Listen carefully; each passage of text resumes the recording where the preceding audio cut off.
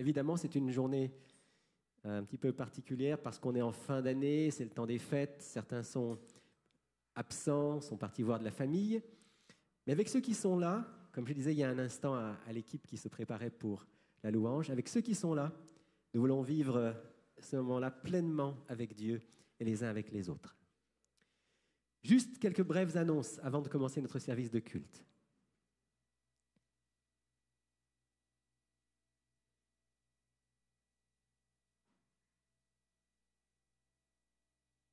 Merci. La première chose, donc, ça concerne l'émission Il est écrit. On se retrouve chaque dimanche, vous le savez, à 7h sur Canal V. Demain, c'est la deuxième émission de la série des bergers et des mages, avec mon invité qui est donc le pasteur Dragan Stojanovic. Je vous invite à regarder cette émission, soit demain matin, ou si vous faites partie de ceux qui ne se lèvent pas très tôt le dimanche matin, vous l'enregistrez ou bien vous allez sur Internet et vous allez trouver cette émission sur ilétécrit.tv. Vous dire que donc samedi prochain, nous aurons un service de culte comme d'habitude, sauf que ce sera un culte partage avec plusieurs témoignages. Je vous recommande d'être là si vous le pouvez samedi prochain, un culte dans lequel il y aura de beaux témoignages.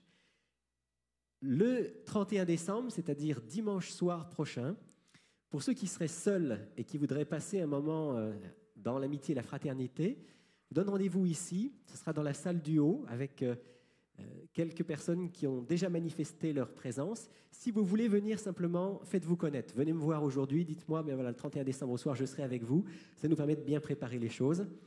Rendez-vous donc le 31 décembre à partir de 18h pour passer ensemble la dernière soirée de l'année dans la fraternité et avec Dieu. Et puis enfin une dernière annonce pour vous dire que le premier sabbat du mois de janvier sera un sabbat de jeûne et de prière et que nous aurons le service de Sainte Seine. Alors, sabbat de jeûne et de prière, qu'est-ce que ça veut dire ? Ça veut dire que c'est une journée de consécration. La semaine prochaine, on va vous donner d'autres informations concernant ce sabbat spécial, le premier de l'année. On aura l'occasion ce sabbat-là, avec l'Église adventiste mondiale, de prendre un temps spécial de prière et de jeûne. La semaine prochaine, on reparle de ce que c'est que le jeûne. Je sais que certains, quand on dit jeûne, tout de suite, ça peut faire peur, mais c'est une très belle expérience à faire. On en reparle la semaine prochaine. Si vous avez sur vous un téléphone cellulaire, quelque chose qui pourrait sonner, j'aimerais vous demander maintenant de l'éteindre ou en tout cas de le mettre dans un mode où on ne puisse pas l'entendre. Et je vous invite également à un moment de recueillement pour qu'on puisse maintenant rendre notre culte au Seigneur.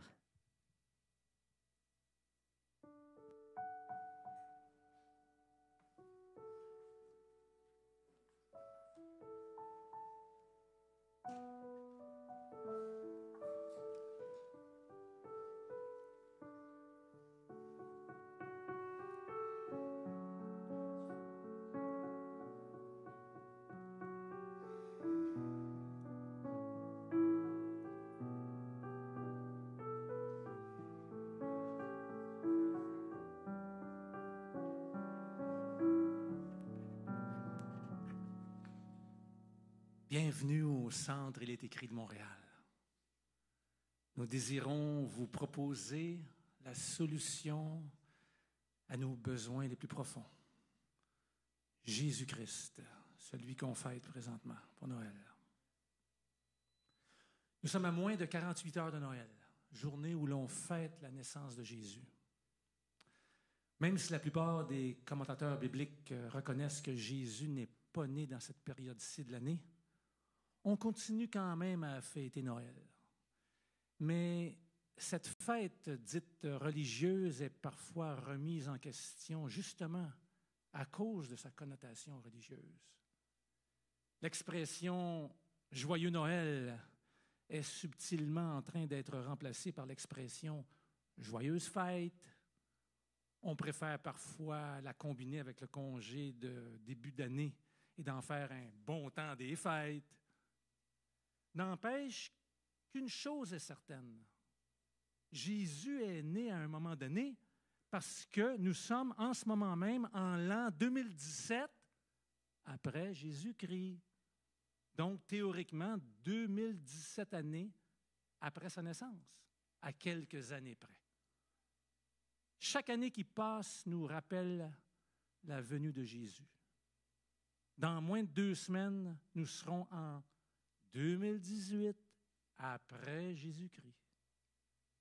Le récit biblique nous le raconte concernant la naissance de Jésus.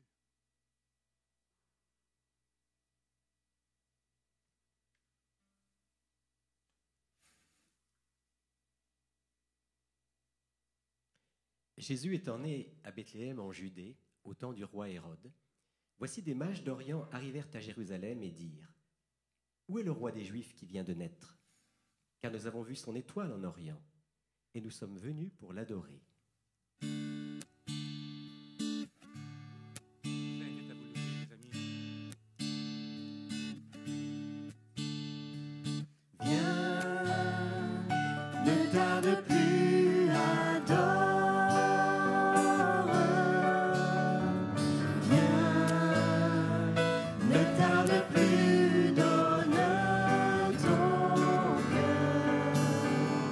Viens, tel que tu es, adore. Viens, tel que tu es devant ton Dieu. Viens. Un jour toute langue dira tu es Dieu. Un jour tout genou fléchira. Mais le vrai trésor est pour ceux qui l'ont choisi dès aujourd'hui. Un jour toute langue dira tu es Dieu. Un jour tout genou fléchira. Mais le vrai trésor est pour ceux qui l'ont choisi dès aujourd'hui. Viens, ne tarde plus, adore. Viens, ne tarde plus, donne ton cœur. Viens, tel que tu es, adore. Viens, tel que tu es devant ton Dieu. Viens.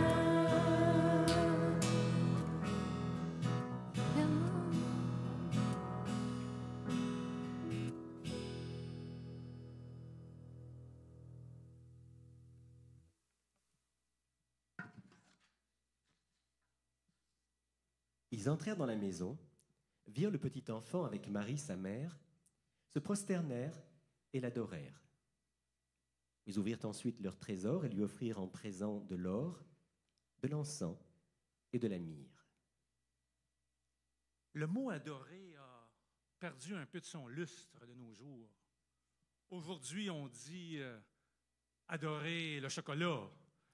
J'adore ça être en famille. J'adore ça être quelque part dans un pays quelconque, chaud, sur le bord de la mer. On parle parfois aussi d'adorer une personne pour exprimer notre appréciation envers elle, ou parce qu'elle parle bien, ou joue bien de la musique, ou chante bien, ou parce qu'elle exprime ou véhicule des valeurs qui nous sont chères. Quand on aime quelque chose ou quelqu'un d'un amour ou d'une affection très passionnée, on parle même d'idolâtrer la chose ou la personne. On va même dire « c'est mon idole ». L'idole est par définition la représentation d'une divinité, je parle d'un point de vue du français, la représentation d'une divinité sous la forme physique ou matérielle, une personne, une image, une statue, et qui est un culte d'adoration. En quoi Jésus mérite-t-il notre adoration, comme les mages? En quoi Jésus mérite notre grande appréciation, notre affection passionnée? Permettez-nous de vous partager quelques passages bibliques qui décrivent bien les nombreuses raisons pour lesquelles beaucoup de gens adorent Jésus. Une première raison, pour laquelle beaucoup de gens adorent Jésus, c'est parce que Jésus est Dieu. 58. Jésus leur dit, « en vérité, je vous le dis, avant qu'Abraham fût, je suis. » Jean 14, versets 8 et 9. Philippe lui dit, « Seigneur, montre-nous le Père, et cela nous suffit. » Jésus lui dit, « Il y a si longtemps que je suis avec vous, et tu ne m'as pas connu, Philippe. Celui qui m'a vu a vu le Père. Comment dis-tu, montre-nous le Père ?»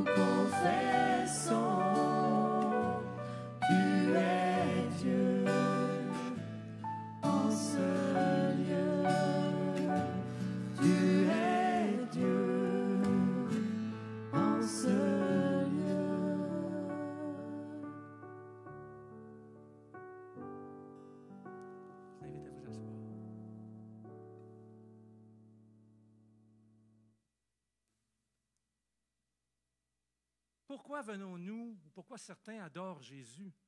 Un, c'est parce qu'il est Dieu. Une deuxième raison pour laquelle on adore Jésus, c'est à cause de sa grande éloquence. Parce qu'il parlait avec puissance et conviction. Jésus affirmait que tout ce qu'il disait était vrai. Voyez la réaction des gens de son époque.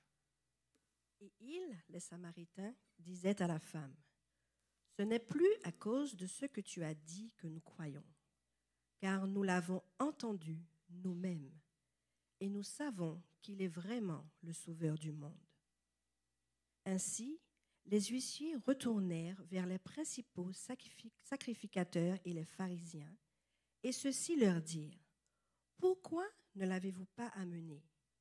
Les huissiers répondirent, « Jamais homme n'a parlé comme cet homme. » Jésus lui dit, « Je suis le chemin, la vérité et la vie. Nul ne vient au Père que par moi. »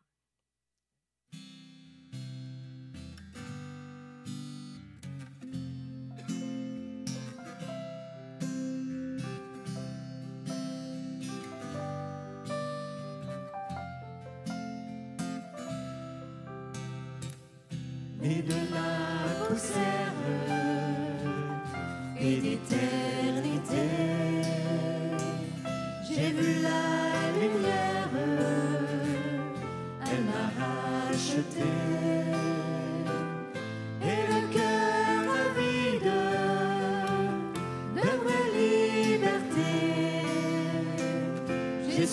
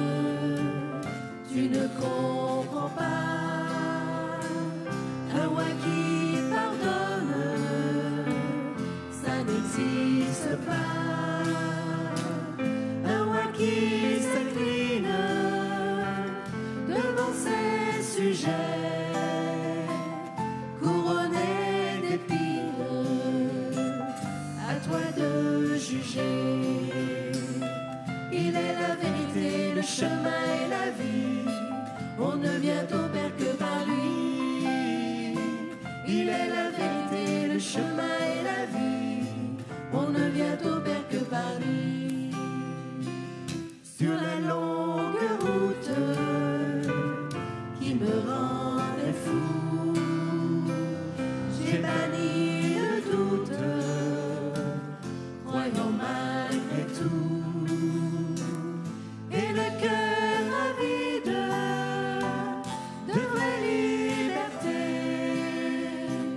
j'ai suivi ce guide nommé vérité. Il est la vérité, le chemin et la vie. On ne vient au Père que par lui. Il est la vérité, le chemin et la vie. On ne vient au Père que par lui. Né comme un simple homme, on l'a rejeté. Lumière du monde, on l'a crucifié. C'est parce qu'il nous aime qu'il s'est humilié, et par sa mort même nous sommes sauvés. Il est la vérité, le chemin et la vie. On ne vient au Père que par lui. Il est la vérité, le chemin et la vie. On ne vient au Père que par lui. Il est la vérité, le chemin et la vie.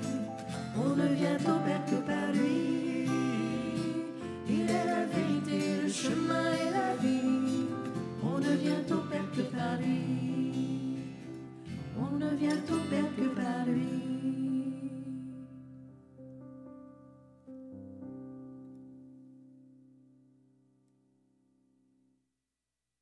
Une troisième raison pourquoi on vient adorer Jésus. Pourquoi les mages sont venus adorer Jésus?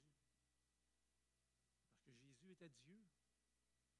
Parce qu'il parlait avec tellement d'éloquence que, je veux dire, les gens disaient, j'ai jamais entendu quelqu'un parler comme ça. Puis une troisième raison pour laquelle certains adorent Jésus, c'est à cause de son intégrité parfaite, à cause de la sainteté de sa personne. Qu'y a-t-il entre nous et toi, Jésus de Nazareth? Tu es venu pour nous perdre. Je sais qui tu es, le Saint de Dieu. Les 4 êtres vivants ont chacun 6 ailes. Ils sont remplis de Dieu tout autour et au-dedans. Ils ne cessent de dire jour et nuit, Saint, Saint, Saint est le Seigneur Dieu, le Tout-Puissant, qui était, qui est et qui vient.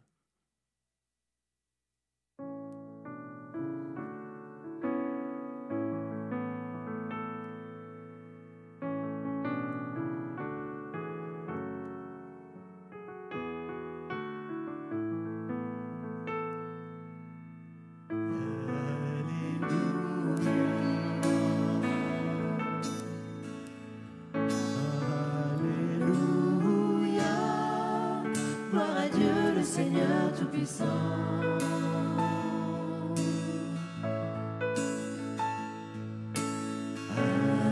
Alléluia.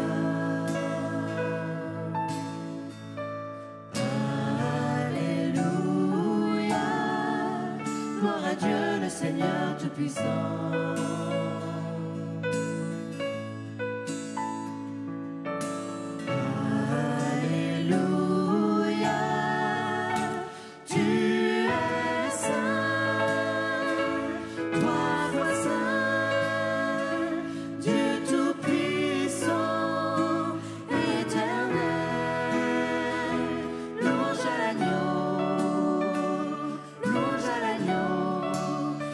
Toi seul est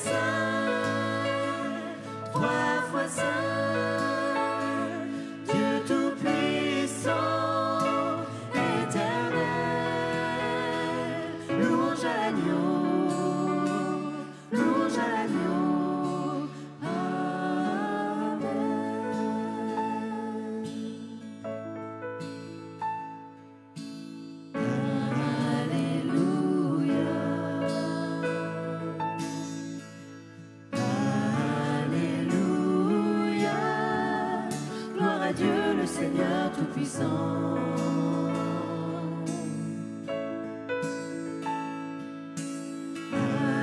Alléluia.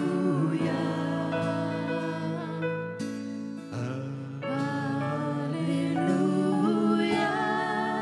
Gloire à Dieu, le Seigneur Tout-Puissant.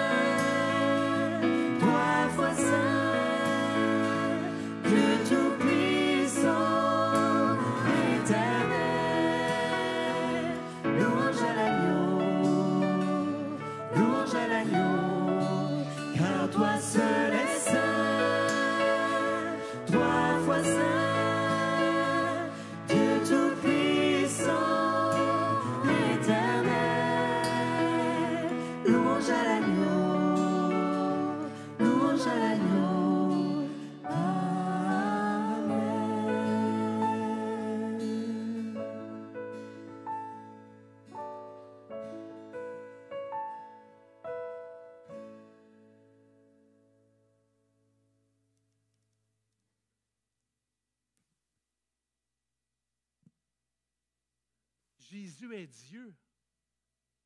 Jamais homme n'a parlé comme cet homme. Saint, saint, saint. Une autre grande raison pour laquelle beaucoup de gens adorent Jésus, c'est à cause de son amour, son immense compassion. Jamais homme n'a aimé comme cet homme. Selon qu'il est écrit, il n'y a pas de plus grand amour que de donner sa vie pour ses amis. le regard de Jésus était toujours rempli de compassion. Voyez dans cette histoire comment Jésus a regardé Pierre. Après avoir saisi Jésus, ils l'emmenèrent et le conduisirent dans la maison du souverain sacrificateur. Pierre suivait de loin. Ils allumèrent du feu au milieu de la cour et y s'assirent. Pierre s'assit parmi eux. Une servante qui le vit assis devant le feu fixa sur lui les regards et dit : « Cet homme était aussi avec lui. » Mais il le nia, disant : « Femme, je ne le connais pas. » Peu après, un autre, l'ayant vu, dit : « Tu es aussi de ces gens-là. » Et Pierre dit : « Homme, je n'en suis pas. » Environ 1 heure plus tard, un autre insistait, disant : « Certainement cet homme était aussi avec lui, car il est galiléen. » Pierre répondit : « Homme, je ne sais pas ce que tu dis. » Au même instant, comme il parlait encore, le coq chanta. Le Seigneur, s'étant retourné, regarda Pierre. Et Pierre se souvint de la parole que le Seigneur lui avait dite : « Avant que le coq chante aujourd'hui, tu me renieras 3 fois. » Et étant sorti, il pleura amèrement.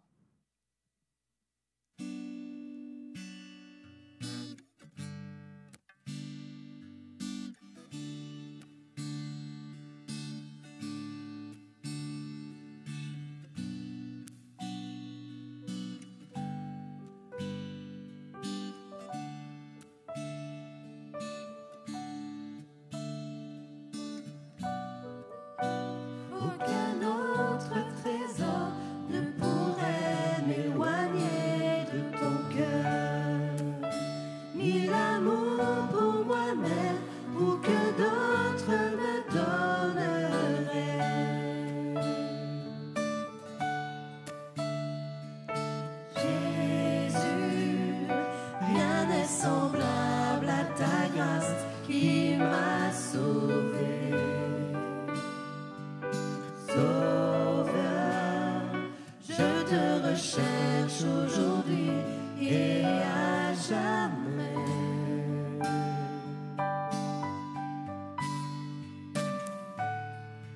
que je suis. Je viens à tes pieds, humblement je me tiens devant ta majesté. En toi je sais que j'ai tout trouvé, dans ton amour sans fin, dans ton amour sans fin.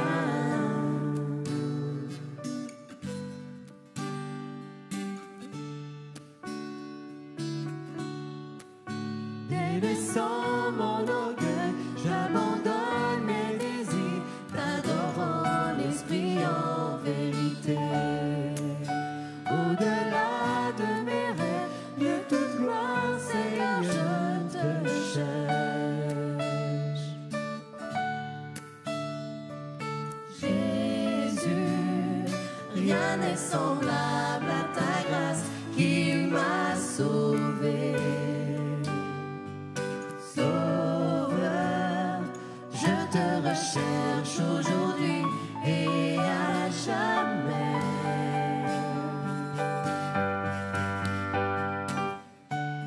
Tel que je suis, je viens à tes pieds.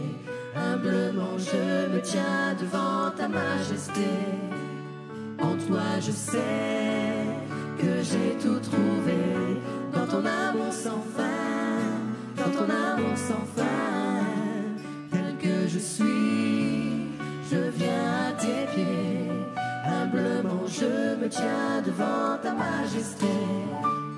En toi je sais que j'ai tout trouvé, dans ton amour sans fin, dans ton amour sans fin. Tel que je suis, je viens à tes pieds. Humblement je me tiens devant ta majesté. En toi je sais que j'ai tout trouvé, dans ton amour sans fin, dans ton amour sans fin.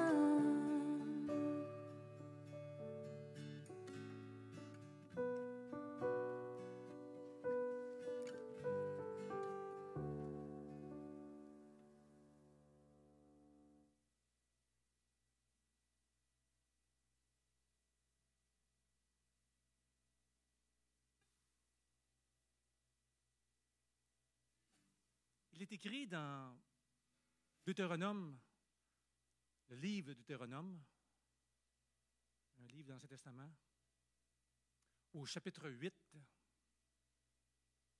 il est écrit ceci. Quand tu mangeras puis tu te rassasieras, quand tu bâtiras puis tu habiteras de belles maisons, lorsque tu verras multiplier ton gros et ton menu bétail, s'augmenter ton argent et ton or et s'accroître tout ce qui est à toi, prends garde que ton cœur ne s'enfle et que tu n'oublies l'Éternel, ton Dieu, qui t'a fait sortir du pays d'Égypte, de la maison de servitude.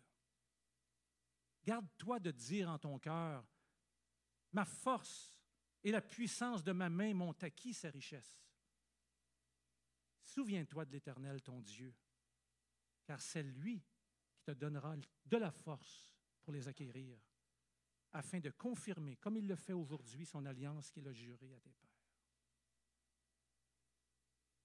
Pendant qu'on va recueillir les dîmes et offrandes volontaires de l'Assemblée ici présente, continuons de chanter notre adoration à Dieu alors que nous sommes tous réunis devant lui.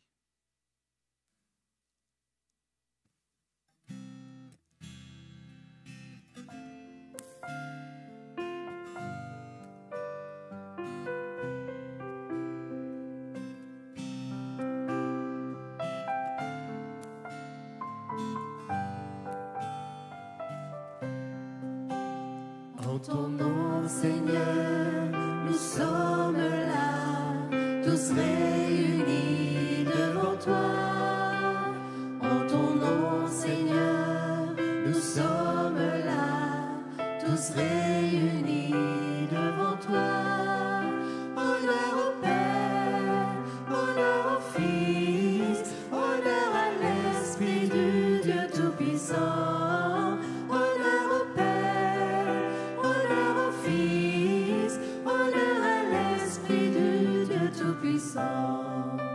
On va continuer à chanter en canon. Vous savez, canon, ça veut dire ça qu'il y a un groupe qui chante une mélodie, l'autre du groupe chante l'autre mélodie. Donc ici, là, vous allez chanter avec Rémi et moi. Vous allez me suivre. Et puis vous autres, là-bas, vous allez suivre Pascal et Racha. OK, on essaye ça ensemble. On commence ensemble. Oups, là, on a manqué. Alors, on va se reprendre. Excuse-moi, il faut que je parle plus fort dans le micro, je le sais.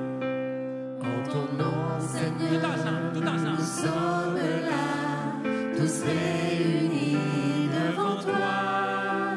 En ton nom, Seigneur, nous sommes là, tous réunis devant toi. Vous me suivez? Honneur au Père, Seigneur, honneur au Fils, honneur à l'Esprit du Dieu Tout-Puissant. Honneur au Père, honneur au Fils, honneur à l'Esprit du Dieu Tout-Puissant. En ton nom, Seigneur, nous sommes là, tous réunis devant toi. En ton nom, Seigneur, nous sommes là, tous réunis devant toi. Honneur au Père, Seigneur, nous sommes là, tous réunis devant toi. Honneur au Père, Seigneur, nous sommes là, tous réunis devant toi. Honneur au Père, honneur au Fils, honneur à l'Esprit du Dieu Tout-Puissant. Honneur au Père, honneur au Fils, honneur à l'Esprit du Dieu Tout-Puissant. qui est-ce qui a ramassé les offrandes ce matin? Il y avait toi, André? Puis qui d'autre? Jacques. Jacques. Mais, je vous prends par surprise, mais j'aime ça qu'on fasse ça ensemble. Donc, on va avoir... Rendons les offrandes ici en avant. On va prier ensemble. Va chez vous. Ah, comme d'habitude, j'aime ça. Bon Père Céleste, c'est toi qui donnes la vie. C'est toi qui donnes le travail. C'est toi qui donnes la santé. Et merci pour ce que tu as fait pour nous cette année. Et en cette journée de fin d'année où on célèbre ton nom, on veut te présenter nos dîmes, nos offrandes. Surtout, Seigneur, l'offrande de nos vies, afin que tu puisses nous baptiser de nouveau. On puisse avoir un nouveau départ en cette fin d'année, qu'on fasse des plans pour que tu puisses davantage continuer à travailler en nous et qu'on puisse davantage être tes serviteurs jusqu'à ce que tu reviennes. Merci encore, Seigneur, pour tous ceux et celles qui, par leur fidélité, contribuent à l'avancement de ton œuvre à travers le monde et ici au Québec aussi. Bénis-les abondamment, bénis leurs familles et même ceux, Seigneur, qui hésitent ou qui réfléchissent, Seigneur, aide-leur à faire une expérience de foi avec toi. Que d'être reconnaissant envers toi dans nos dîmes et offrandes, ça vaut mieux que toute l'or du monde. Parce que tu bénis tes enfants, même quand ils dorment dans leur sommeil. Merci, Seigneur, que ta bonté nous pousse à la repentance. Et nous t'avons prié au nom de Jésus-Christ de Nazareth.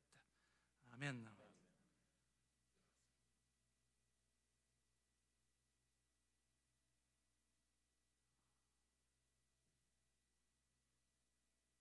Si j'avais davantage de temps pour vous expliquer en quoi Jésus mérite notre adoration, je vous aurais parlé aussi de son humilité.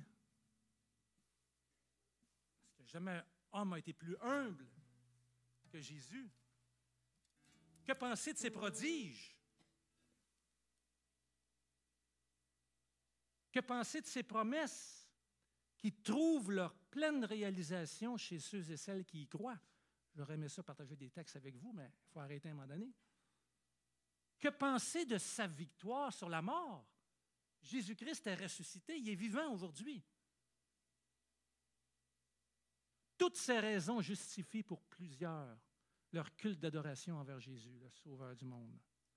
Comme l'ont fait les rois mages lors de sa naissance, en anticipation pour ce qu'il était pour accomplir tout au long de sa vie. Malgré toutes ces explications, je sais que certaines personnes demeurent perplexes. C'est-tu vrai? Y a-t-il pas ici un complot pour nous faire croire que Dieu existe, qui est vraiment venu nous visiter il y a 2700 ans à peu près? Peut-on vraiment se fier aux récits bibliques tels que rapportés par la Bible? Bref, Jésus a-t-il vraiment existé ou si c'est un mythe? La parole de Dieu est claire là-dessus. Il est écrit dans Romains 15, verset 4. Or, tout ce qui a été écrit d'avance l'a été pour notre instruction, afin que, par la patience et la consolation que donnent les Écritures, nous possédions l'espérance. Et je sais que ça demande un geste de foi de croire que Dieu existe et que Jésus est venu. Or, il est écrit dans Hébreux 11, verset 6, « Sans la foi, il est impossible de lui être agréable, car il faut, c'est bien écrit, il faut que celui qui s'approche de Dieu croit qu'il existe et qu'il va récompenser ceux qui le cherchent. »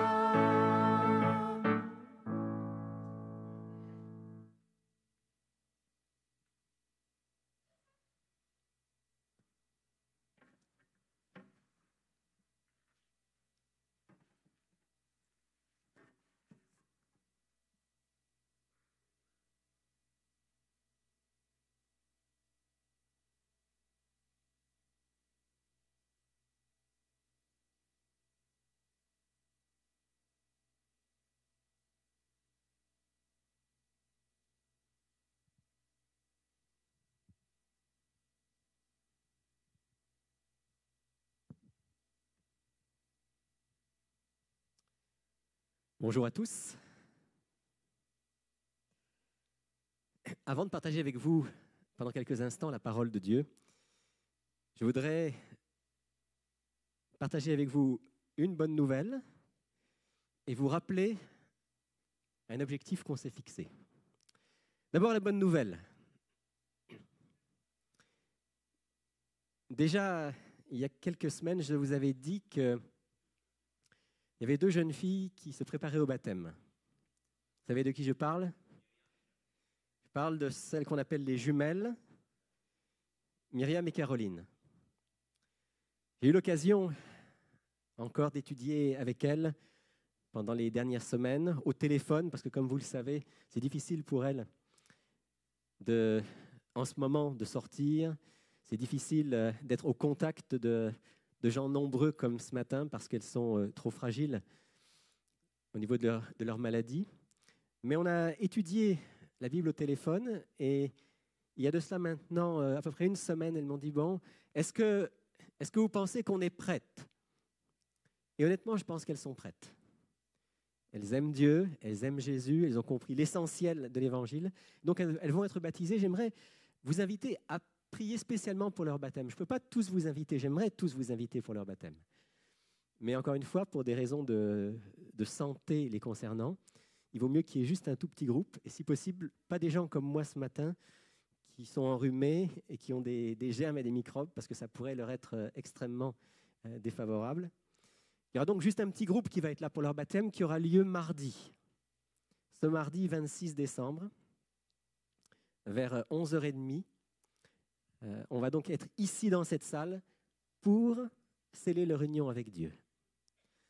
La plus grande joie pour Myriam et Caroline, ce serait un des prochains sabbats de pouvoir venir ici pour partager un service de culte avec nous. Ce n'est pas sûr que ce sera possible. Il faudrait un miracle, pour tout dire. Il faudrait un miracle du Seigneur, mais tout est possible. Alors, je vous invite simplement à vous réjouir avec elles et à prier avec elles spécialement ce mardi, alors qu'elles vont faire alliance avec Dieu par le baptême. Ça, c'était la bonne nouvelle. Et je suis sûr que ça réjouit le cœur de plusieurs de savoir que nos 2 jumelles vont faire alliance avec Dieu par le baptême. Maintenant, l'objectif que nous nous sommes fixés. Vous vous souvenez, il y a 3 boîtes ici, devant le sapin de Noël. Ces 3 boîtes représentent 3 objectifs de dons et de soutien que nous voulons apporter aux plus démunis. La première boîte, c'est la boîte des chèvres. Vous vous souvenez de la boîte des chèvres ? C'est un objectif avec ADRAL, association donc adventiste humanitaire. Et le but, c'est de pouvoir financer combien de chèvres ? 7 chèvres pour des familles du Rwanda. Et vous savez que dans cette région du monde, une chèvre, c'est une source de revenus. Alors, on s'est donné comme objectif 7 chèvres pour le Rwanda. À la fin du culte, samedi dernier, je venais juste d'annoncer cet objectif. Après, on est venu voir en me disant, écoute, on a déjà une chèvre. Alors, comme moi, je vous avais dit que je m'engageais aussi à financer une chèvre, ça veut dire qu'on en a déjà au moins 2. Et je veux croire que par la grâce de Dieu, à la fin de la journée, on en aura un peu plus que 2. Chaque samedi jusqu'au 6 janvier, je vais vous dire où on en est par rapport à cet objectif. Je vous rappelle, une chèvre, c'est $100. Donc $700 pour 7 chèvres. Deuxième objectif, juste à côté, il y a une autre boîte, il y a écrit dessus Haïti. Ça, c'est l'objectif que nous avons depuis déjà plus de 2 années, de soutenir une école chrétienne qui se trouve dans un petit village à Bois-Pin, dans le plateau central haïtien. Nous avons plusieurs personnes qui vont retourner à la fin du mois de janvier dans ce village et on voudrait pouvoir apporter une offrande pour aider l'école à continuer à grandir. C'est une école, vous savez, où chaque année on rajoute un niveau. Donc cette année, ils ont rajouté le 6e niveau primaire. Et leur objectif, c'est l'année prochaine de pouvoir continuer avec le secondaire. Tout ce que vous allez mettre dans la 2e boîte, écrite Haïti, va soutenir cette école dans ce petit village du centre d'Haïti. Et puis la troisième boîte, il y a écrit Rosemont. Pourquoi? Parce que les gens démunis ne sont pas seulement au Rwanda et en Haïti. Même si ce n'est pas comparable, il y a aussi des gens ici, dans notre quartier, à Montréal, qui vivent dans la pauvreté. Et donc, tout ce qui va être mis dans la troisième boîte, Rosemont, ça va aller pour soutenir une association locale qui aide les plus démunis, en particulier au niveau alimentaire. Alors, merci à l'avance à chacun d'avoir à cœur de participer à ces objectifs. Merci de ce que vous y mettrez. Que Dieu puisse nous donner, en cette fin d'année, mais pas seulement en cette fin d'année, à travers toute l'année, d'avoir un cœur généreux, d'avoir un cœur sensible aux autres et de pouvoir contribuer à soulager un petit peu la misère de cette terre. On sait bien qu'on ne soulagera pas la misère de la terre totalement avant que Jésus revienne, on le sait. Mais chaque geste qui est accompli, Jésus a dit, chaque fois que vous l'avez fait à l'un de ces plus petits de mes frères, c'est à moi que vous l'avez fait. Que Dieu nous donne cet esprit généreux. Jean nous l'a rappelé, c'est le temps de Noël. Et je vais vous raconter, plutôt je vais lire avec vous ce matin, une histoire de Noël. Mais pas de celles qu'on raconte le plus souvent, pas de celles qui font partie de l'imagerie traditionnelle de Noël.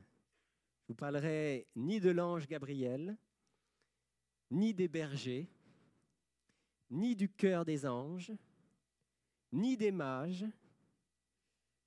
Aujourd'hui, je veux relire avec vous l'histoire de Siméon. Je vous invite à ouvrir votre Bible, si vous l'avez avec moi, dans l'Évangile selon Luc, au chapitre 2, à partir du verset 21 et jusqu'au verset 35. Luc, chapitre 2, à partir du verset 21 jusqu'au verset 35.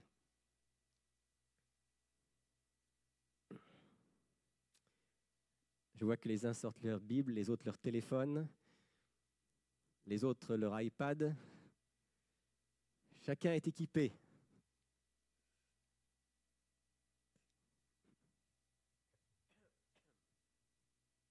Luc 2, à partir du verset 21. Quand le 8e jour fut accompli, il fut circoncis et fut appelé Jésus, du nom indiqué par l'ange, avant sa conception. Et quand les jours de leur purification furent accomplis selon la loi de Moïse, on l'amena à Jérusalem pour le présenter au Seigneur. Suivant ce qui est écrit dans la loi du Seigneur, tout mâle premier-né sera consacré au Seigneur. Et pour offrir en sacrifice une paire de tourterelles ou 2 jeunes pigeons, comme c'est prescrit dans la loi du Seigneur.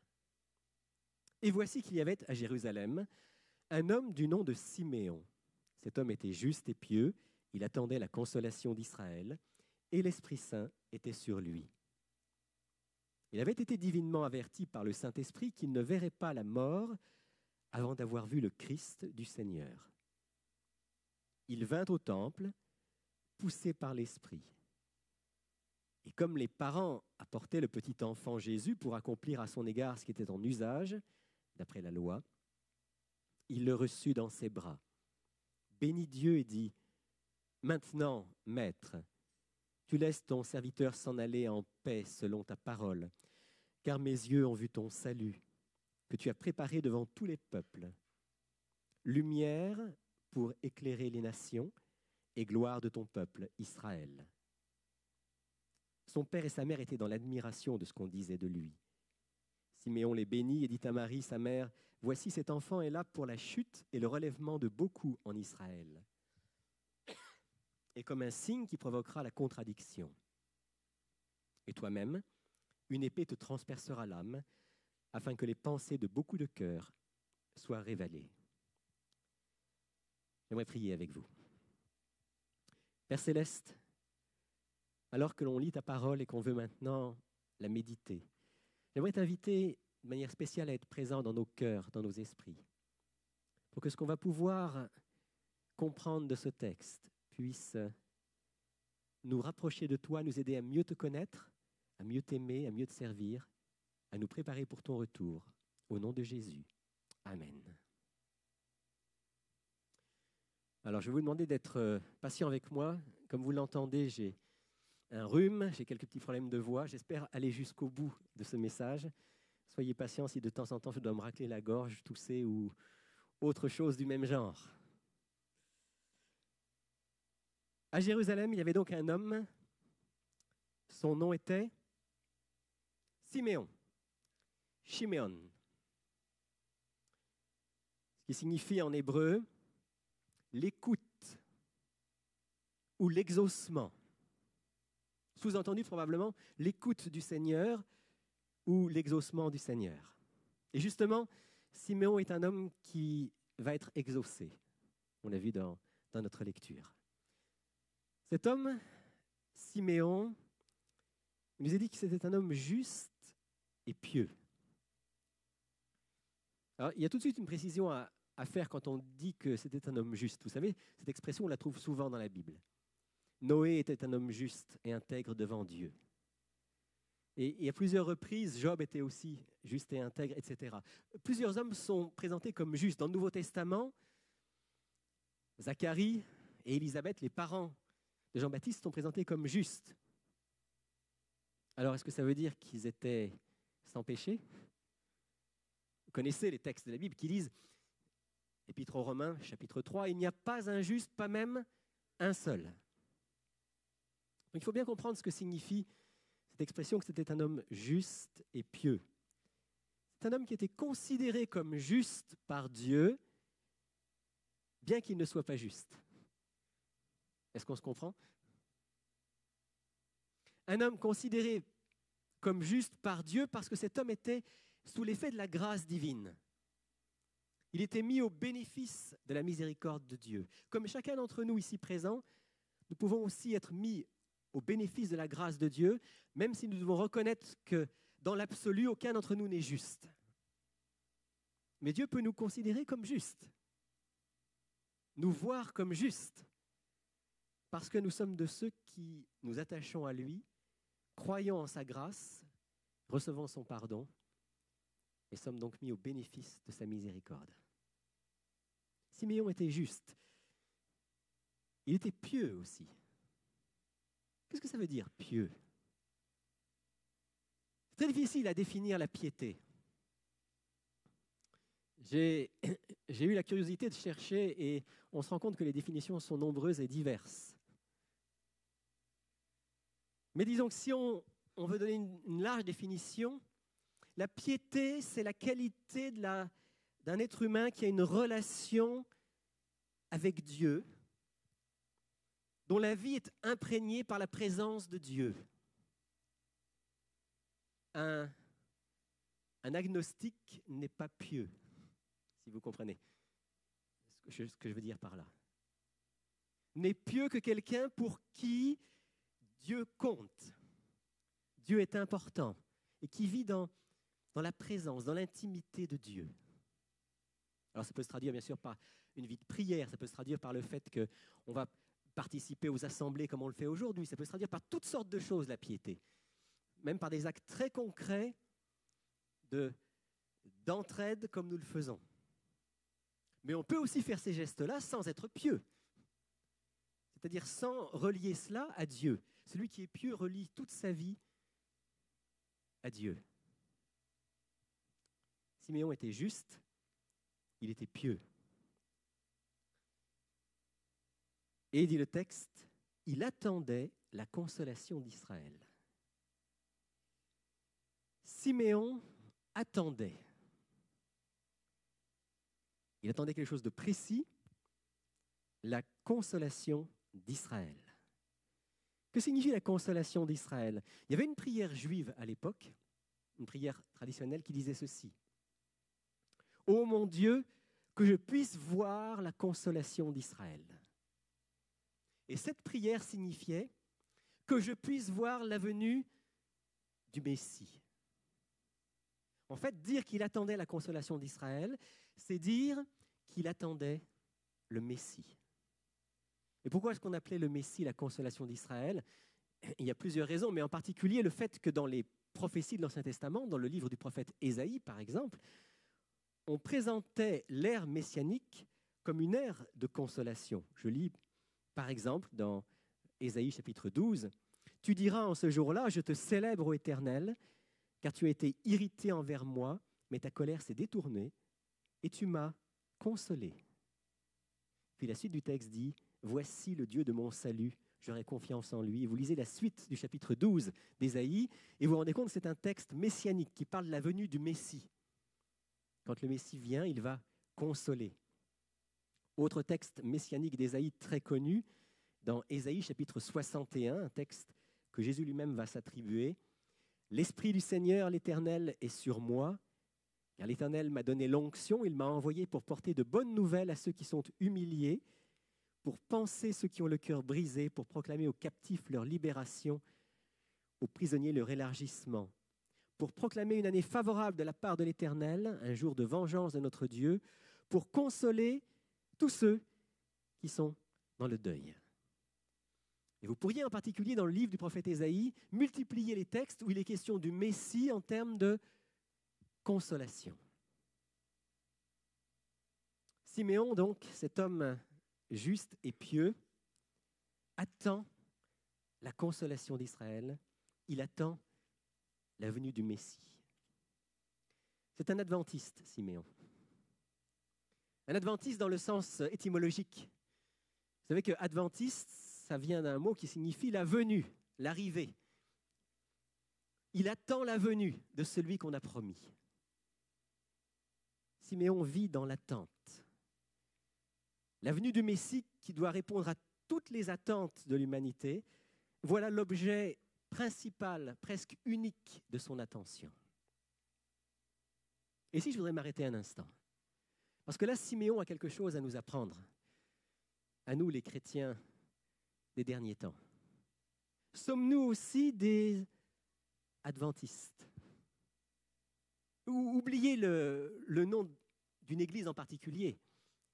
Retenez la signification. Sommes-nous des adventistes, c'est-à-dire des hommes et des femmes qui vivent dans l'attente de la venue du Messie? Oui, mais attentiste en français, ça peut vouloir dire autre chose.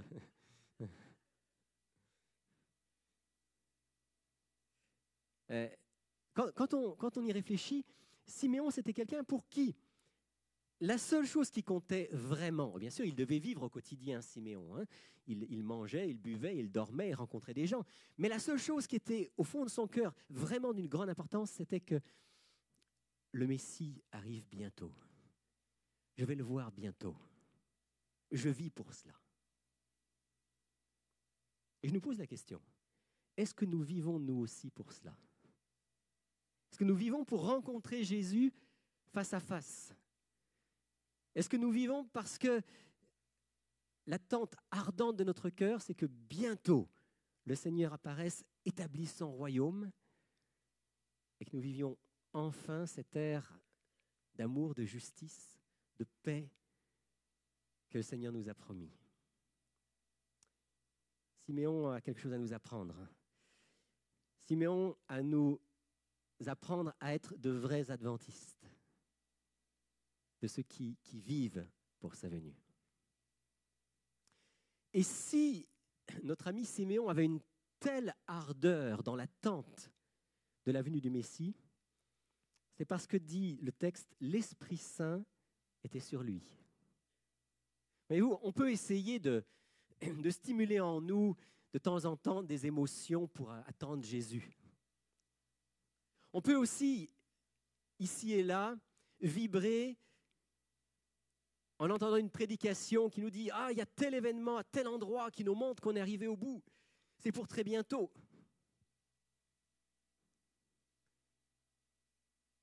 Mais ce n'est pas ça qui va vraiment susciter en nous une attente profonde et ardente de la venue de Jésus.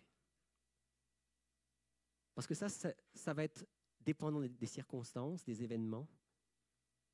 Ça repose sur nous-mêmes. Ce qui va faire qu'on a une attente profonde et ardente de la venue de Jésus, c'est que le Saint-Esprit vit en nous.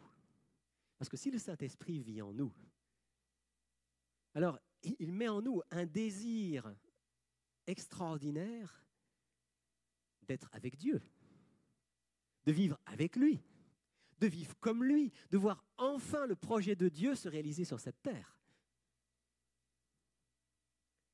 Rempli de l'Esprit Saint était Siméon. parce qu'il était rempli de l'Esprit Saint, parce qu'il était oint de l'Esprit Saint, non seulement il avait une attente ardente du Messie, mais il avait aussi une compréhension particulière, presque unique, de l'époque à laquelle il vivait. Il comprenait le temps qu'il vivait et sa vie était une vie sainte parce qu'il savait qu'il était à la veille de rencontrer le Seigneur, le Messie. Nous aussi qui vivons certainement tout près de la venue du Messie, tout près du retour de Christ, nous avons besoin d'être remplis du Saint-Esprit.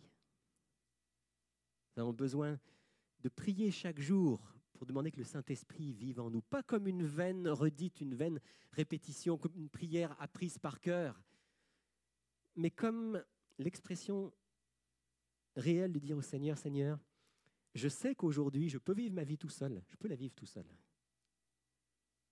Si je la vis tout seul, cette vie, elle n'aura aucune consistance.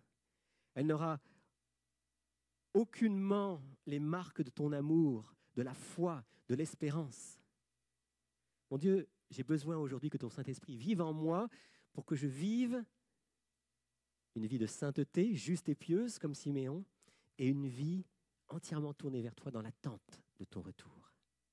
Je vous invite, alors qu'on arrive à la fin d'une année, qu'on va en commencer une autre, je nous invite chaque jour à réclamer le Saint-Esprit dans nos vies pour qu'il mette en nous cette attente ardente de la venue du Messie. Et puis Siméon, c'est vrai, il avait quelque chose d'unique.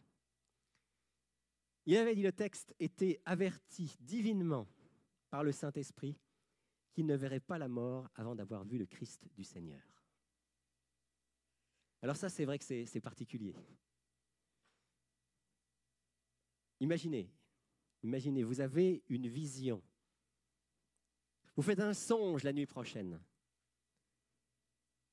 Et Dieu vous dit, tu ne mourras pas avant qu'apparaisse le Seigneur en gloire dans le ciel. Qu'est-ce qu'on ne donnerait pas pour avoir une révélation comme celle-là? Mais je vais vous décevoir, vous ne l'aurez pas, cette révélation-là. Parce qu'il y a quand même une petite différence entre la première venue de Jésus et la seconde.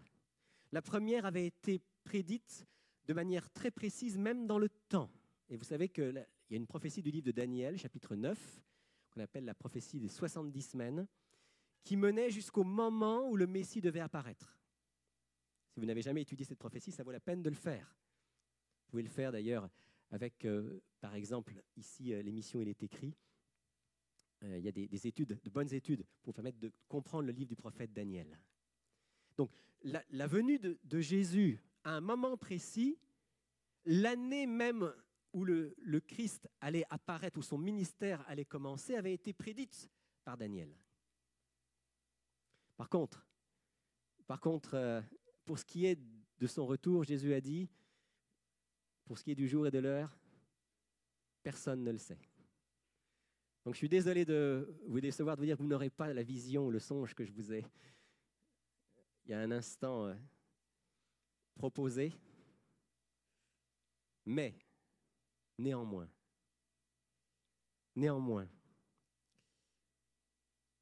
ce que Siméon savait, c'est qu'il vivait une époque particulière, unique. Le Messie était à la porte. Et nous qui vivons aujourd'hui, nous pouvons savoir, nous ne pouvons pas savoir le jour ou l'heure, ni même l'année, le moment où Jésus va revenir. Mais nous savons que nous ne vivons pas une époque comme toutes les autres. Vous savez, quand Siméon a reçu, le texte dit, Siméon a reçu dans ses bras l'enfant, Jésus, puis il l'a béni. Et puis ensuite, il a prononcé des paroles merveilleuses. Les autres qui étaient là dans le temple, qu'est-ce qu'ils avaient vu? Ils avaient vu une famille pauvre, parce que le texte nous dit qu'ils ont offert 2 tourterelles ou 2 jeunes pigeons. C'était l'offrande et le sacrifice des pauvres.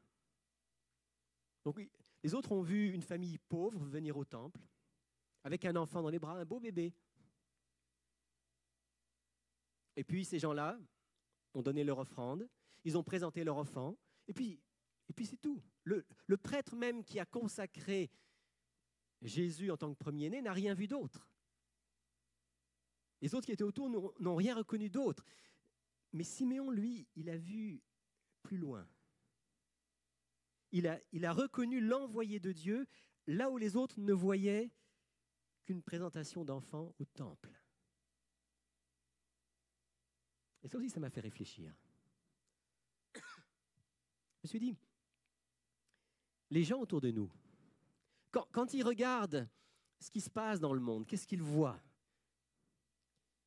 Probablement, ils ont l'impression que les événements continuent de manière ordinaire, comme d'habitude.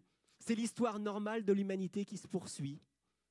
Bien sûr, de temps en temps, il y a quand même des événements qui font réfléchir, mais grosso modo, on ne voit rien que de très normal, très ordinaire dans l'histoire de notre monde. Mais nous, comme Siméon, par le Saint-Esprit, éclairés par sa parole, nous pouvons voir que derrière ces choses qui semblent toutes ordinaires se cachent les signes de la proche venue du Messie. Lorsqu'on regarde autour de nous la planète qui est détruite, de plus en plus vite, les êtres humains peuvent avoir peur, ou ils peuvent dire « Oh, l'humanité s'en est toujours sortie, elle s'en sortira encore ». Mais nous pouvons dire « Seigneur, voilà une marque, l'une des marques, l'un des signes qui nous dit que tu es à la porte. » Les gens autour de nous voient ce que nous pouvons appeler le déclin moral, la disparition de la famille, l'explosion des points de repère que connaissait l'humanité. Je veux dire, mais c'est juste l'évolution de la race humaine. Mais nous savons que c'est un signe qui a d'ailleurs été prédit dans la Bible, que nous arrivons à la toute dernière période de l'humanité. Autour de nous, l'indifférence est de plus en plus grande par rapport à Dieu. Autour de nous, tout ce qui touche à Dieu et à sa parole est de plus en plus négligé. On pourrait dire que ça, c'est l'évolution aussi de la race humaine. Maintenant, l'être humain n'a plus besoin de Dieu. Il est devenu scientifique, rationaliste. Nous voyons derrière cette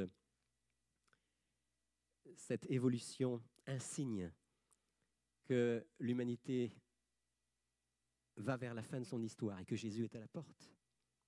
Et je pourrais vous parler de la montée de l'occultisme, de la recherche d'un nouvel ordre mondial, aussi bien politique que religieux. Surtout, je vais vous parler de la propagation de l'Évangile, qui, malgré tous ces signes négatifs que je viens de citer, continue à avancer grâce à Dieu, grâce au fait que le Saint-Esprit agit à travers ses enfants. Et dans des régions improbables de cette terre, la bonne nouvelle de l'Évangile est partagée, même en Corée du Nord, même en Arabie Saoudite, même dans certaines de ces régions qui semblent encore presque totalement fermées. On entend et on lit des récits extraordinaires de l'intervention de Dieu pour se révéler, pour faire connaître Jésus à ces populations qui ont besoin de lui.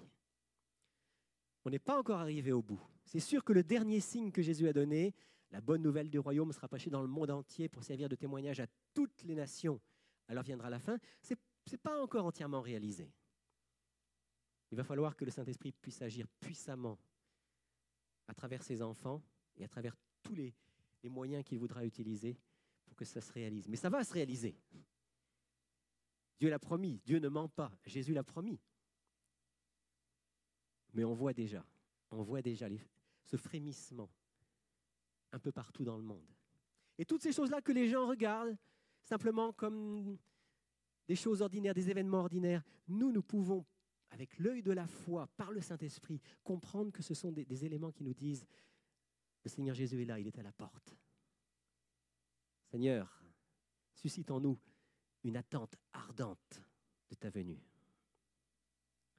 Et si nous sommes dans cette attente ardente, alors nous pourrons avoir le même sentiment que Siméon lorsqu'il a vu l'enfant Jésus. Quel était le sentiment qu'avait Siméon, après avoir vu l'enfant Jésus, qu'est-ce que nous dit le texte? Il a dit ceci. Maintenant, maître, laisse ton serviteur s'en aller en paix, selon ta parole. Quel était le sentiment qui était dans son cœur? La paix. Oui. Dieu lui avait dit, tu vas voir le Messie. Dieu ne lui avait pas dit, tu verras le Messie, puis tu verras mon royaume. Mais tu verras le Messie. Siméon l'a vu, enfant, il l'a reconnu par le Saint-Esprit. Il dit maintenant, mais je suis en paix. Maintenant, je peux mourir.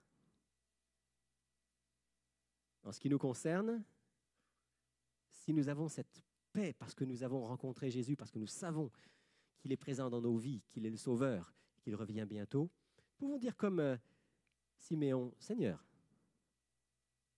laisse ton serviteur s'en aller en paix. Alors ça peut vouloir dire deux choses. Ça peut vouloir dire, laisse ton serviteur s'en aller en paix parce que, comme tous les êtres humains, à un moment je vais mourir, mais je mourrai en paix avec mon Dieu. Ou ça peut vouloir dire, laisse ton serviteur s'en aller en paix parce que quand tu vas revenir, j'aurai la paix parfaite et je serai de ceux qui seront transmués, transformés pour être avec toi pour l'éternité. Évidemment, vous préfériez la deuxième solution, je le sais. La plupart d'entre nous, on voudrait tous être vivants quand Jésus va revenir. Ça ne nous appartient pas. Pour nous, personnellement, ce n'est pas le plus important. Pour la planète, oui. Pour la planète, plus vite le Seigneur reviendra, mieux ça vaudra.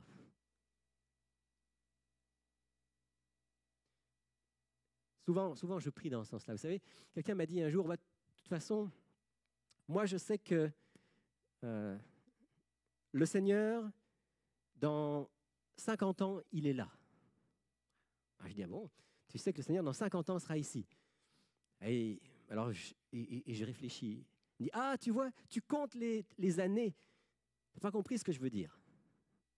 Ce que je veux dire, c'est que dans 50 ans, je serai mort. Donc, pour moi, le Seigneur sera revenu. Et voulant dire, en quelque sorte, c'est équivalent. Et j'ai réfléchi, il me dit, tu as seulement en partie raison. Pour toi, tu as raison. Pour toi, personnellement, dans 50 ans, Jésus sera revenu parce que tu seras mort, tu auras dormi dans l'inconscience, le sommeil de la mort, et puis tu vas être vivant si tu restes attaché au Seigneur pour le retrouver. Mais en même temps, et je dis à mon ami, ton raisonnement est quand même un peu égocentrique. Parce que pendant ce temps-là, la planète, elle crève. Si vous me permettez l'expression. Pendant ce temps-là, la planète continue à souffrir ce que l'apôtre Paul appelle les douleurs de l'enfantement. Alors non, le moment où Jésus revient ne m'est pas indifférent. Non, si je suis comme Siméon, celui qui attend, qui a la consolation d'Israël et des nations, je prie, je dis Seigneur, viens bientôt. Parce que cette terre n'en finit plus de souffrir, de pécher et de mourir. Mais si, comme Siméon, j'ai les yeux fixés sur Jésus, quoi qu'il arrive, au-delà de cette attente ardente, parfois un peu angoissée, il faut le reconnaître, un peu mêlée de tristesse pour ce qui se passe dans le monde, au-delà, j'ai la paix. La paix parce que je sais qu'en Jésus, la promesse est certaine, elle va se réaliser. Et puis Siméon va partager quelque chose d'unique. Et c'est là-dessus que j'aimerais terminer le message de ce matin. Vous savez, lorsque... Tu as encore le temps, Moshe, hein? Tu as encore le temps. Je te le dis, mais tu peux venir, mais tu as encore le temps. C'est mon ami, Moshe, hein? Alors il n'y a pas de problème.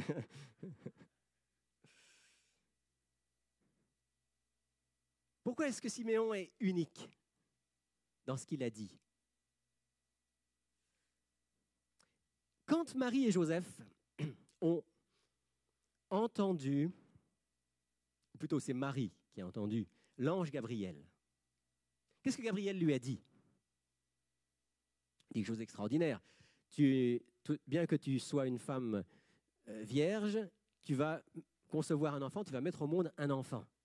Et cet enfant, ce ne sera pas n'importe qui, ce sera le Fils du Dieu très haut, et c'est lui qui vient apporter la libération au peuple d'Israël. Message fantastique. Marie n'a pas compris grand-chose à la manière dont ça se passerait, mais elle a dit « Je suis la servante du Seigneur ». Elle a mis au monde cet enfant. Et quand elle a mis au monde cet enfant, les bergers sont venus, vous vous souvenez? Et les bergers ont raconté ce qu'ils avaient vécu.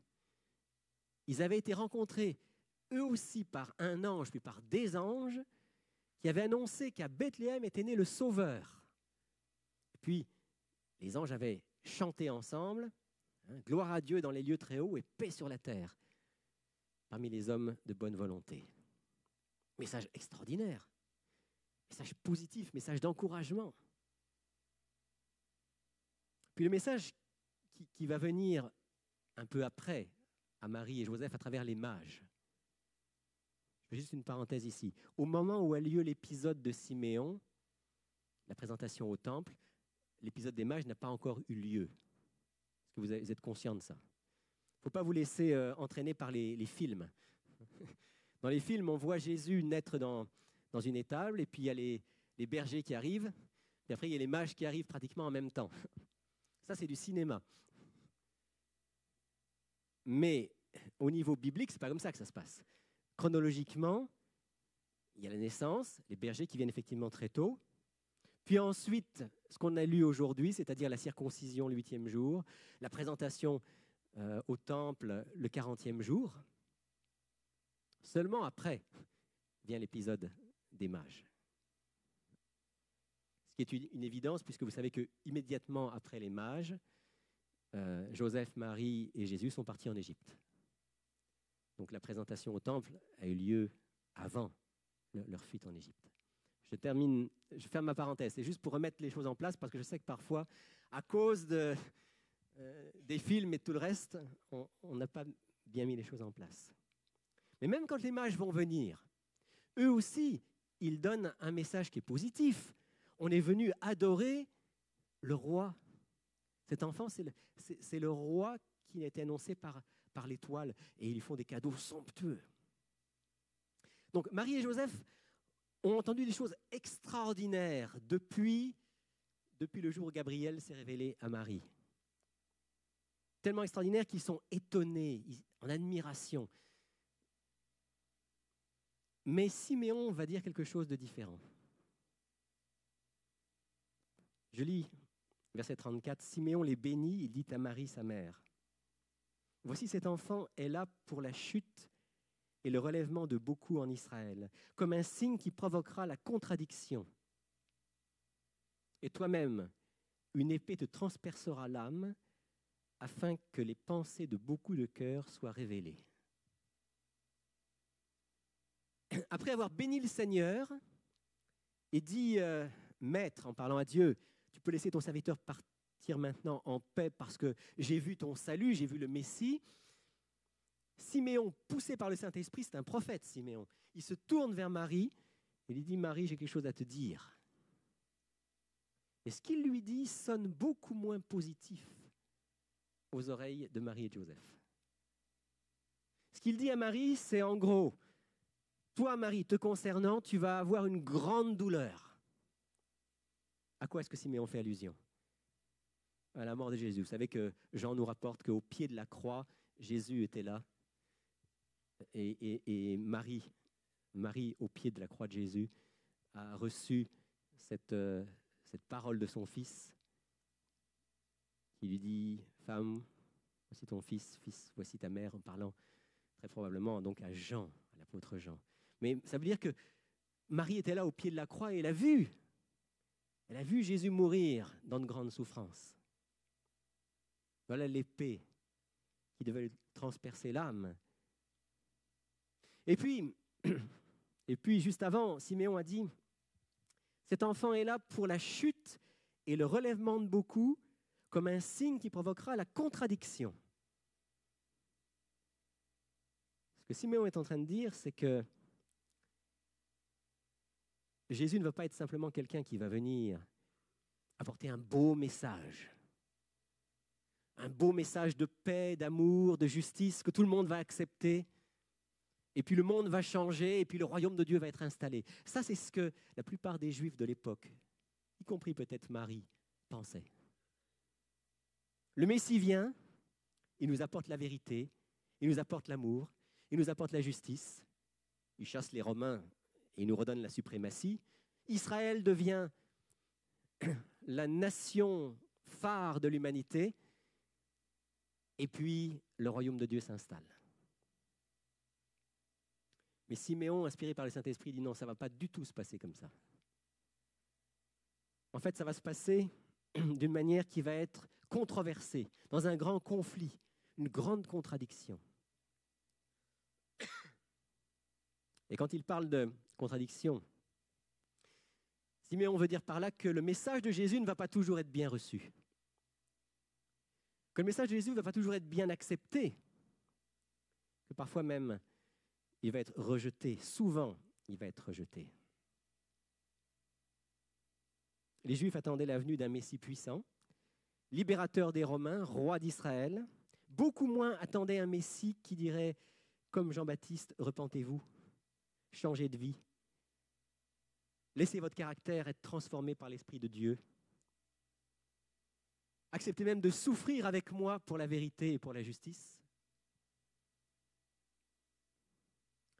J'aimerais vous dire ce matin, alors qu'on parle de Noël, trop souvent lorsqu'on parle de Noël, on ne parle que de la partie cute de Noël.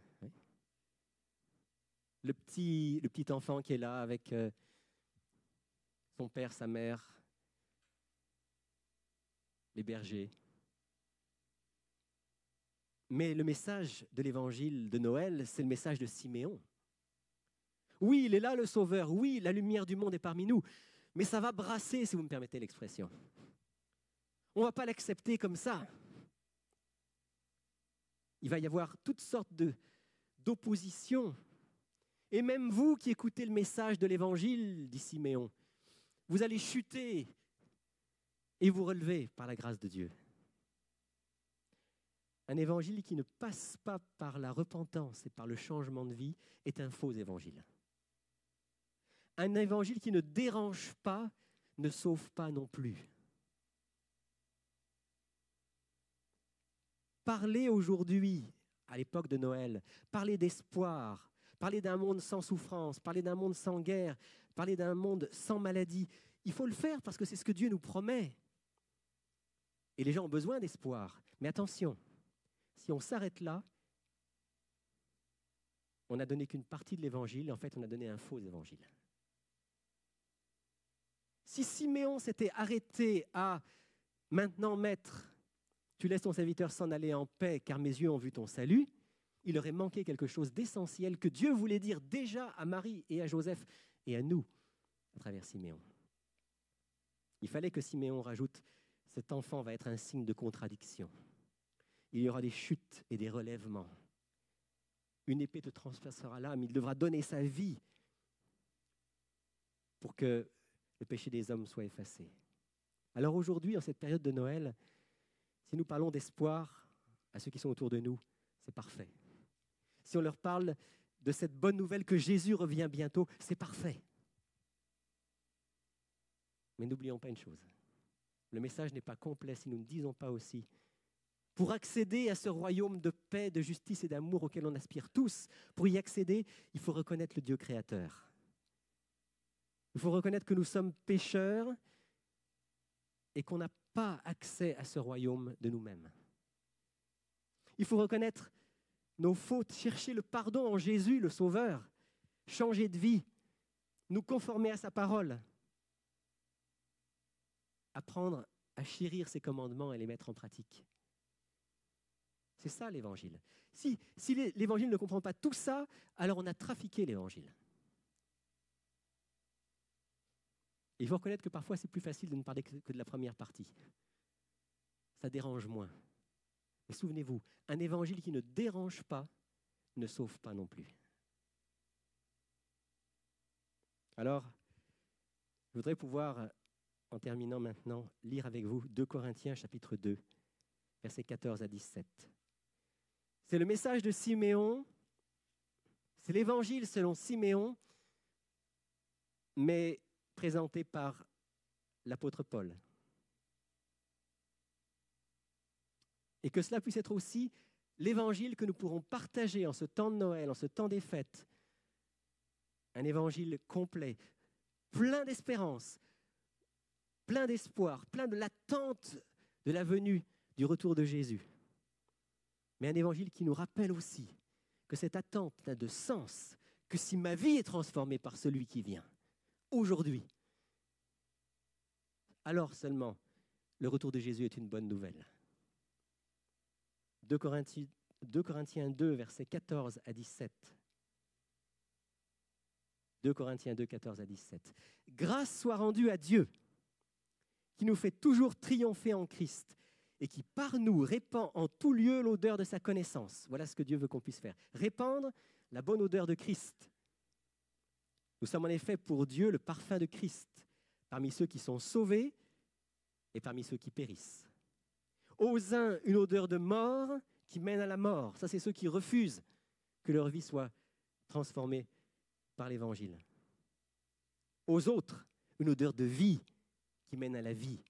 Ce sont ceux qui acceptent d'être dérangés pour finalement être sauvés. Qui est suffisant pour ces choses? Car nous ne sommes pas comme plusieurs, des falsificateurs de la parole de Dieu. C'est avec sincérité, c'est de la part de Dieu, devant Dieu et en Christ que nous parlons. Que cet évangile, que j'appellerai l'évangile selon Siméon, puisse être vivant dans nos cœurs, plein de l'espoir, de l'attente ardente de la venue de Jésus. Cette espérance adventiste qu'il est bientôt là. Et qu'en même temps, cet évangile de Siméon nous rappelle que Jésus qui revient est une bonne nouvelle, que pour tous ceux qui se seront laissés déranger, bousculer, interpeller, transformés par la parole de Dieu. Amen.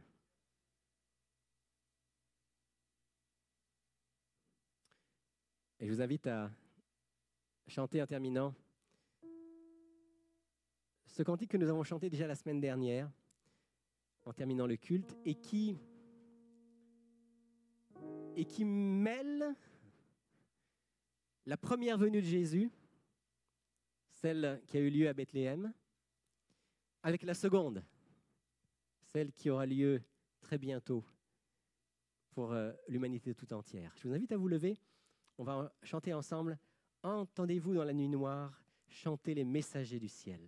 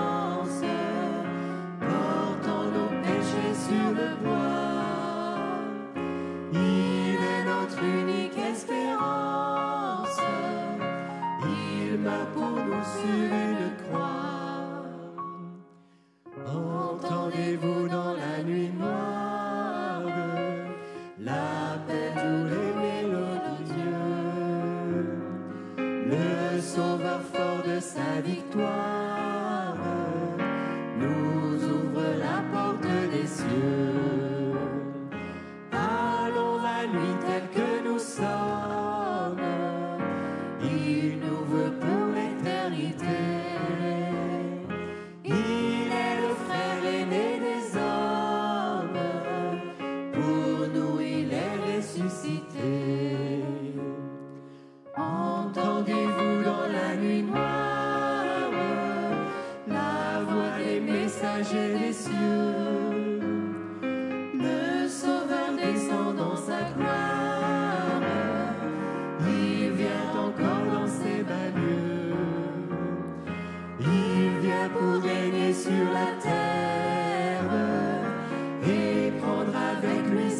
enfants dans le pays de la lumière, où sont les anges triomphants.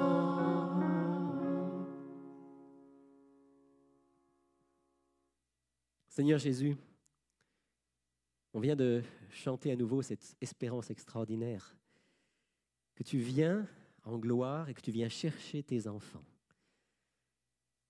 Notre Dieu, nous voulons être tes enfants. Par la foi, nous pouvons dire, nous sommes tes enfants. Comme Siméon, comme lui, Seigneur, nous ne sommes pas justes en nous-mêmes, mais nous sommes justes en Jésus. Nous sommes justes parce que tu acceptes d'effacer tous nos péchés, de pardonner nos fautes, de transformer nos vies et de nous préparer pour ton retour. Permets-nous en cette période de fin d'année de prendre le temps nécessaire pour relire ton histoire, Seigneur Jésus. Pas seulement celle de ta naissance, mais ta vie, ta mort pour nous, ta résurrection, tes promesses. Seigneur, nous voulons nous laisser imprégner, bousculer, interpeller, changer, transformer par ta parole. On sait, Seigneur, que ce vrai évangile, c'est l'évangile qui transforme. Et c'est l'évangile qui brûle en nous par le Saint-Esprit, de telle sorte que l'attente de ton retour soit l'objectif majeur de notre vie. C'est ma prière non seulement pour nous qui sommes ici, Seigneur, mais aussi pour ceux qui autour de nous ne te connaissent pas. Et je veux te faire à nouveau cette prière, Seigneur. Donne-nous en ce temps de Noël, en cette fin d'année, donne-nous de saisir les occasions pour partager avec les autres ton amour, ta bonté, mais aussi pour interpeller, inviter à te rencontrer, à recevoir ton pardon et à se préparer pour ton retour. Fais de nous des témoins pour toi, des lumières dans ce monde, et que Jésus puisse bientôt revenir. Nous t'en prions, Seigneur. Maranatha, viens bientôt, Seigneur Jésus. Amen. Amen. Vous pouvez vous asseoir.